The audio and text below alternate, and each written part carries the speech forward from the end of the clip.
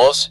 The world of terror was a place of ancient power and unfathomable darkness, where false gods and twisted magic reigned supreme. And at the head of the armies that marched across this cursed land were the ghouls, the most vile and despicable creatures to ever walk the earth. Once human, the ghouls had been seduced by the promises of their patron gods, eternal life, freedom, and unimaginable power, and they had eagerly accepted the gift. But it was a gift that came at a terrible price. The ghouls had no will of their own, no conscience, and no remorse. They were slaves to their masters, consumed by an insatiable hunger that could only be sated by the blood of the innocent. Their masters reveled in their power, demanding ever more depraved and sadistic acts of their mindless thralls. Often, they would force the ghouls to murder their own loved ones, relishing in the agony and despair that followed. And when the deed was done, they would watch with glee as the ghouls consumed the remains of their own kin, sealing their fate as eternal servants of the terror.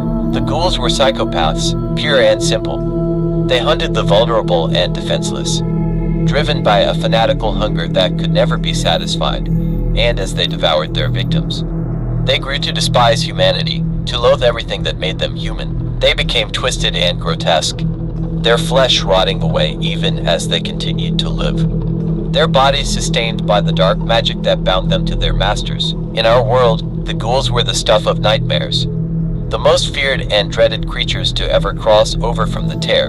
Travelers, those brave or foolish enough to venture into the dark and forbidden places, knew to watch for the telltale signs of their presence. They knew to listen for the whispering of the wind, the creaking of branches, the rustling of leaves, for these were the sounds of the ghouls, lurking in the shadows, waiting for their next victim. Specialized units were formed to hunt and kill the ghouls, to rid our world of these abominations before they could do any more harm. But even as they fought, the researchers saw that the numbers of ghouls were growing, their power and influence spreading like a cancer throughout the land. They knew that a catastrophic event was inevitable, that one day the ghouls would rise up and unleash their terrible power upon the world. Ghouls are threat-level warrior, creatures that have no will of their own, that seek to devour humanity. But there was hope, for even though the ghouls were immortal, there were ways to kill them. Removing the head from the body would sever their connection to the terror, sending them back to the darkness from which they had come. And they had a supernatural weakness to fire,